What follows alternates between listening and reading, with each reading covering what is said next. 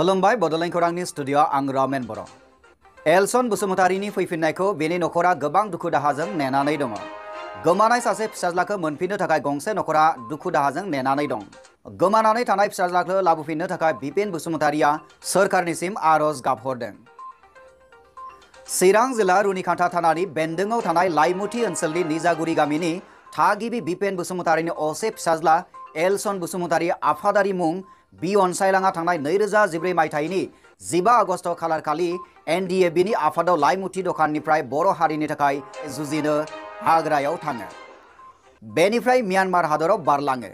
गोलाव सम आलादा बड'लेण्ड सोरजिनायनि थांखिजों आसाम सोरखार आरो भारत सोरखारनि हेंथायै जुजियै थांनाय 2020 मायथाइनि 27 जानुवारियाव एनडिएबिनि मोनब्रै आफाद आरो दुलाराय बर' फरायसा आफादजों जथायै बर'नि थामथि गोजोन गोरोबथा बिटिआर गोरोबथाया जालाङो।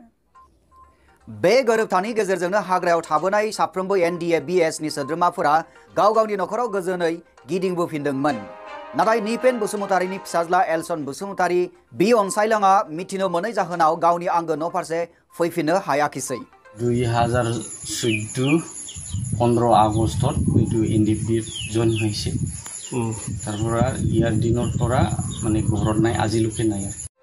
बिटिआर गोरोबथा जाखांनायनि उनाव 2 बोसोर बारग'हां समावनो गावनि फिसाज्लानि महरखौ हाग्रायाव ओंखारलांनाय समनिफ्रायनो दिनैसिम नुयैनि जाहोनाव निपेन बसुमतारीनि नखरा गोबां दुखु दाहाजों गोग्लैसोनानै दङ। बेनिखायनो आसाम सोरखार लोगोसे बिटिसि सोरखारनिसिम नखरनि फारसेनिफ्राय आरज गाबनाय एलसन बसुमतारीखौ मोजाङै मोजां न'आव लाबोना होनो नांगौ। आं दा सानो गासैबो फैजोबबाय, आंबो दा आंनि फिसाखौ मोनजानो लुबैयो। दा अबहाय दं? दा जोङो दं होननानै आं खोनादों म्यानमारावनो, नाथाय आंनि फिसाया दिनैसिमबो बिमा बिफानि मोखां नुवाखै। 7 बोसोर 8 बोसोर जानायसै। रायलायहरनाय जायोना जाया? दाखालिफोर खेबनै खेबथाम रायलायहरदोंमोन। दा माब्रै दं जों बेखौ मिथिया। नखरा मोनथिनो होनाय बादिब्ला एलसन बसुमतारीया म्यानमाराव सासे बिगोमानि सिङाव खामानि मावनानै दङमोन। गोबां बोसोर बारलांनाय उनाव एलसना न'आव फैफिननो नागिरब्लाबो बिगोमाया फैफिननो होआखै होननानै मिथिनो मोननाय जादों। बेबायदि जाथायनि थाखायनो एलसना न'सिम जानो हागौ फैफिननो हायाखै। बेखायनो एलसननि नखरा सोरखारनिफ्राय मदद हास्थायदों एलसनखौ लाबोफिननो थाखाय। आं आसा खालामोमोन बे फिसाखौ बे सरखारानो लायगोन होननानै आसा खालामदोंमोन। नाथाय सरखारा एसे मोजाङै दायथ' लायोब्ला आंनि फिसाखौ आं गोसोआव बिराद मोजां मोनगौमोन आरो बेनो आंनि बुंनाया। दा समाजाव खोन्थासिगोन सरकारा बे बेलायाव बेसेबां हेफाजाब होयो। चिरां दादगारिनिफ्राय प्रमेश्वर नार्जारिनि रिपर्ट, बड'लेण्ड खौरां। बाक्सा जिल्लानि दिहिरा सिब्रुबारि ओनसोलनि दैमुगुरि गामिनि लामाखौ गामि गायसनना संसार जानाय समनिफ्रायनो लामानि जौगानायखौ मोनफुंनो हायाखै।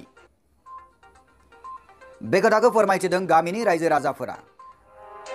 गोलाव सम आसाम सोरखार बिपिएफ जयै सोरखार सालायनायनि गोहोआव थासेयावबो बे लामाखौ नायसननानै होआखै। जाउनाव बाक्सा जिल्लानि गुबुन गुबुन ओनसोलफोराव जौगानाय बिथिंखौ नुदोंब्लाबो सिब्रुबारि ओनसोलनि फिसा फिसा गामिफोराव लामानि जौगानायनि खामानिफोरा थालांगासिनो दङ। जोंनि बे हादान सोरजिनाया मथा मथि 20-25 बोसोरसो जाबाय। नाथाय जोंनि लामाखौ दासिमबो सरकारा नायसनाखै। जों रायजो राजाफ्रा बहुद खस्थ'याव रायजो जागासिनो दं। जों रायजोफ्रा जों गावनो बेखिनि लामाखौ थाखा फैसा बाहायनानै मथा मथि 1,20,000नि जों अन्थाइ होदों। बेनिफ्रायसो जोंहा लामाया थांलाय फैलाय एसे मोजां जादों। बेनिखायनो दानि गोदान आसाम सोरखार आरो बिटिआर सोरखारनिसिम खावलायहरदों ओनसोलनि थागिबिफोरा जाहाथे मोजां लामा खालामना होनानै इयुननि फरायसा फरायसुलिफोरखौ फरायसालियाव थांनो हानाय खालामनानै मोजां खाबु होयो। दानि बे गोदान सरकार बिटि सरकार आरो आसाम सरकारा जुदि जोंनि बे फरेस्ट ओनसोलफोरावबो बे लामाफोरखौ जुदि नायफिनो अब्ला जोंनि रायजो जानायाव एसे हेफाजाब जागोन होनना आं सानो आरो। बाक्सा दैमुगुरिनिफ्राय कामेश्वर नार्जारिनि रिपर्ट, बड'लेण्ड खौरां। सिक्किमाव लांखार जानानै आसाम पुलिसजों बोखांजानाय गथ'फोरनि नखराव खौरां लाहैदों जोंनि खौरांगिरिया। थांनाय अक्ट' 23 जुलाइ खालाराव आसाम पुलिस बिफाना बिटिआरनि गासै 3 जिल्लानिफ्राय उन्दै बैसोनि गथ'फोरखौ लांखार जानाय सा 40 गथ'फोरखौ सोरखारनि हेफाजाबाव सिक्किम रायजोनिफ्राय उदां खालामनानै लाबोनो हादोंमोन।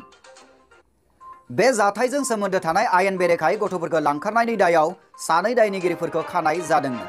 मख'नो गोनांदि चिरां जिल्लानि गणेशपुर देवश्री गामिनि कृष्ण योगी मुंनि सासे सुबुङा गामिनि गथ'फोरखौ सिक्किम हादरसायाव फरायसालियाव दोनहैगोन होननानै थगायनानै लांखारलांदोंमोन। এইটো চা মই গম পোৱা নাই তাৰমানে এইটো লুকাই লুকাই তাৰমানে এইটো লৈ গৈছে। কোনে লৈ গৈছিলে? এই যে কৃষ্ণ এই ছোৱালী তাৰমানে গাৰ্জেনবিলাক এইটো কৈছে যে তাৰমানে স্কুলত বোলে ল'ব। তো লাষ্টত এইটো গম পাইছে তাৰমানে ক'ত স্কুল নাই এইটোতো। सोमोनांथाव बाथ्रादि देवश्री VCDCनि गासै सा 50निबो बांसिन गथ'फोरखौ लांखारलांदोंमोन। बेबायदि दायनिगिरिखौ गोख्रों साजा फासि होनांगौ होनना दाबि खालामदों देवश्री VCDCनि चेयारमेन बिथाङा। মই দেওশ্ৰী VCDC এজন চেয়াৰমেন হৈ এইটোই ক'ব বিচাৰিছোঁ যিটো এই যে মানুহ হৰবকাৰী চক্ৰ আছে ইয়াক আসাম পুলিচে সকলোকে উৎখাত কৰিব লাগিব আৰু আমাৰ যিটো দেওশ্ৰী দুখীয়া ৰাইজৰ সুযোগ লৈ এই লকডাউনৰ সুযোগ লৈ সৰু সৰু কেঁচুৱাক লৈ বেলেগৰ জাগাত বহিৰাজ্যত লৈ যোৱাৰ কাৰণে মই তেখেতৰ এই দোষীজনক বিশেষকৈ একদম ফাৰ্ষ্ট ট্ৰেক কোৰ্টত কেছ কৰি তাক জন্মকৈদ বা ফাঁসিৰ সজাই হ'ব লাগিব। All Santhal Students Union Chirang District Committee ni आफादगिरि मुस्रि सुलेमान मर्मु बिथाङा बुङो दि देवश्री VCDCनि सिङाव थानाय गुबुन गुबुन गामिनि गोरिब नखरनि गथ'फोरखौ लकडाउननि समाव सिक्किमाव लांनानै फरायसालिफोराव एबा खामानि होगोन होननानै बिमा बिफाफोरखौ थगायनानै गथ'फोरखौ देवश्री आइफवाली दादगारि शान्तिपुर बायदि गामिनिफ्राय लांखारदोंमोन होननानै मिथिनो मोननाय जादों। যোৱা লকডাউন সময়ত যেহেতু মানুহ ইয়াত বিশেষকৈ মানে ভাৰত দুটা সীমান্ত মানে ভূটান বৰ্ডাৰ এৰিয়াত এই ভূটান বৰ্ডাৰ এৰিয়াত যেহেতু ইয়াৰ মানুহে মানে কি কয় আপোনাৰ ভূটানত কাম কৰিবলৈ গৈছিলে কিন্তু লকডাউনৰ সময়ত টোটেলি গেটটো বন্ধ হৈ গৈছিল। কিন্তু বন্ধ হোৱাৰ পিছত এইখিনি মানুহৰ মানে এতিয়া নিজৰ কৰ্মসংস্থাপন নাই, নিজৰ খাবলৈ মানে এমুঠি ভাত নাই, তাৰ কাৰণে মানে মানুহে এনে ঘৰত আছিলে। আৰু এইখিনি সময়তে যে কৃষ্ণ যোগী নামৰ এজন ব্যক্তিয়ে যিটো মানৱ সৰবৰাহ কৰে যে হিউমেন ট্ৰাফিকিঙৰ মেইন মাষ্টাৰ মাইণ্ড তেখেতে মানে বিভিন্ন ঘৰত গৈ কিনে নিজৰ ল'ৰা ছোৱালী কনভিন্স কৰি যে আপোনালোকৰ ল'ৰাৰে পঢ়া শুনাৰ কাৰণে আমি লৈ গৈ আছোঁ ছিকিমত, আপোনাৰ ল'ৰা ছোৱালী এতিয়া তাতে ইয়াতো বিকাৰ আছে, তাতে গ'লে অলপ আপোনালোকে টকা পইচা দিওঁ আৰু এইটো এগ্ৰিমেণ্ট কৰিবলৈ আমি যিমানখিনি তথ্য পাইছোঁ এইটো তাতে বহিৰাজ্যত বা ছিকিমত লৈ গৈছিলোঁ। बेनि अनगायैबो गथ'फोरनि पान कार्ड, बर्थ सार्टिफिकेट बायदि बायदि सिनायथि राखोरलाइफोरखौबो लांफादोंमोन गथ' लांखारगिरि योगिया। गथ' लांखारनाय आरो सिनायथि बिलाइफोरखौ लांनायखौ पुलिसनो बा रावनोबो खोन्थानाङा होननानै फोरोंदोंमोन लांखारग्रा कृष्ण योगी मुंनि सुबुङा। बेबायदि होननानै रोखायै खौरांगिरिफोरनो फोरमायथिदों आफादगिरि मर्मु बिथाङा। লিপ্ত কৰাই দিয়ে কোনোবা হোটেলত কোনোবা ৰেষ্টুৰেণ্টত তেনেকুৱা সুন্দৰ সুন্দৰ যুৱতীক মানে এইটো ৰাখি কিনে বিয়া কামত মানে এটা বোলে লিপ্ত কৰাই বা ব্যৱহাৰ কৰিছিল এইখিনি আমি তথ্য পাইছিলোঁ। আৰু नाथाय चिरां एसपि आरो सोरखारनि गोख्रों राहा लानायाव गासै 42 गथ'साफोरखौ बोखांनो हाबाय होननानै फोरमायथिबावदों। बे गासै खामानिनि थाखाय सिक्किमनि गिबि मन्त्रि प्रेमसिन तामाङ बिथाङा आसाम पुलिसखौ साबायखर बावहरदों। चिरां दादगारिनिफ्राय प्रमेश्वर नार्जारिनि रिपर्ट बड'लेण्ड खौरां। चिरां जिल्ला हाथिसार खोला दावागुरियाव दैनि सुबिदा मोननायनि थाखाय सोरखारनिसिम साबायखर बावदों। चिरां जिल्ला हाथिसार ओनसोलाव गोबाव समनिफ्रायनो दैनि जेंनाजों गुबुन गुबुन गामिनि थागिबिरिफोरा गोबां दुखु खस्थ' जाबोनो गोनां जादोंमोन। थिग बेबादिनो खोला दावागुरि गामियावबो दैनि थाखाय गोबां सुबुंफोरा हाथा जानो गोनां जादोंमोन। नाथाय बाखनायनो नांगोनदि बिटिआर सोरखारनि अननायाव दिनैनि दिनाव हाथिसार खोला दावागुरि गामियाव दैनि जेंनाजों सुस्रांनो बरिं जावना होनानै दैनि जेंनाखौ फोजोबस्रांनानै होबाय। हाथिसार सोनाब दावागुरि बे गामिया आजिलगे 10 बोसोरसो जाबाय। सिगांथ' जों बे 4 नम्बर बनगावआव गोबां खस्थ'यै जाबोदोंमोन आरो बिनि सिगांबो गुबुन गुबुन जायगायाव लायना जाफैनो गोनां जादोंमोन। गोदान सोरखारा थाबैनो बेबायदि सातजारलाखौ नायस'नानै गामियाव दैनि सुबिदा खालामना होनायनि थाखाय सोरखारनिसिम साबायखर बावहरदों गामिनि थागिबिफोरा। दा बिटिआर सरकार मोननायनि उनाव जों बे बरिंखौ मोननो हादों, नाथाय जोंनि हास्थायनाय बायदि जों मोनजोबनो हायाखै। दा कारेन्ट थाङोबा जों दै लोंनो थाखाय जोंहा उसुबिदा, मानो होनबा जोंहा जेनेरेटर गैया, दै बोखोनो जेनेबा कारेन्ट बानायनो थाखाय मेचिन गैया। बेनिखायनो जेन बिटिआर सरकारा अननानै जेन बेफोरखौ होयोबा जों गोबां रोजा रोजा हामबाय बिदि जोंनिफ्राय होनो लुबैयो। नाथाय दैनि जेंनाया जोबदोंब्लाबो थोजासे गोजोननाय मोनाखै खोला दावागुरि गामिनि थागिबिफोरा। मानोना मोब्लिब गोहो थाङोब्ला जुन्थिखौ सालायनो थाखाय जेनेरेटर गैया आरो मोब्लिब फैयागौमानि दैखौ नेनांगौ जायो। ओमफ्राय दा जोंहा लामाफ्राबो सोलिनो आरो बिदिनो नाख्लायलांनांगौ हिन्जावफ्रा गोबां उसुबिदा जायो बेनिखायनो जों न' बिदिनो पाइपफोर मोननो लुबैदों जों बिनिफ्रायबाबो सोरबा 1 किल'मिटार सोरबा 1 किल'मिटारनि बारा 1 किल'मिटारनि खम बेबायदिबो जों दै रोगाना जानो गोनां जायो।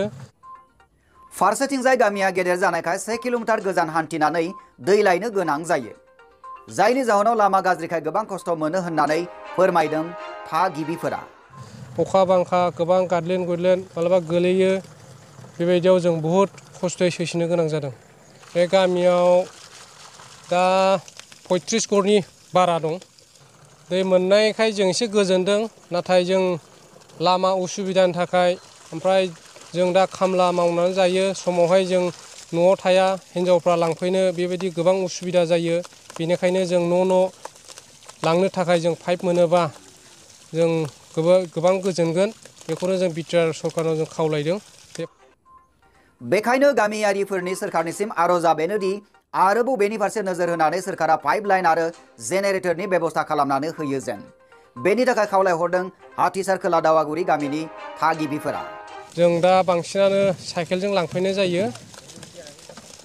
बिनि बदलैथ' जेबो गैया बे साइकेलजों लांफैयो जों दा जों फुङाव खेबसे ओमफ्राय मोनायाव खेबसे बिदि होनाय जायो आरो दा जोंनि बे खोला दावागुरियाव बे मोनसेल' ओमफ्राय ओरैहाय साहा दावागुरियाव दङ ओमफ्राय ओरै खोलाहा रैसुमुगुरियाव दङ।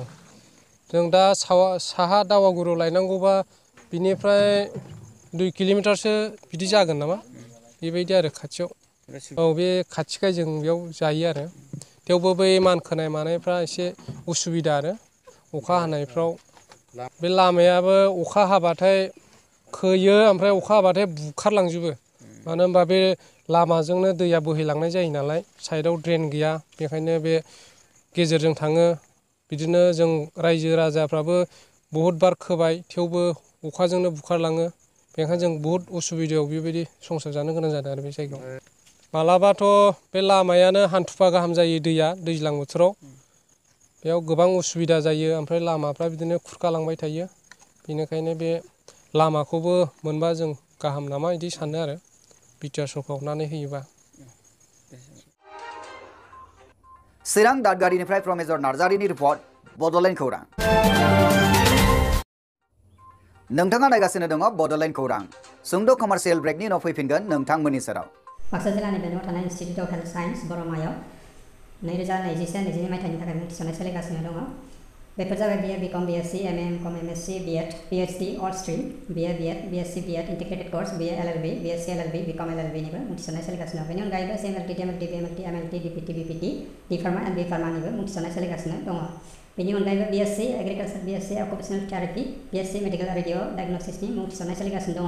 जायफोर गोसो गोनां बिजाथि बिथांमोना थाबैनो स्क्रिनाव नुजानाय जानबुं नाम्बार 9435781237 एबा 7664978570 आव थाबैनो सुलाद ला एबा स्क्रिनाव नुजानाय www.iohs.in.net आव थाबैनो भिजिट खालाम।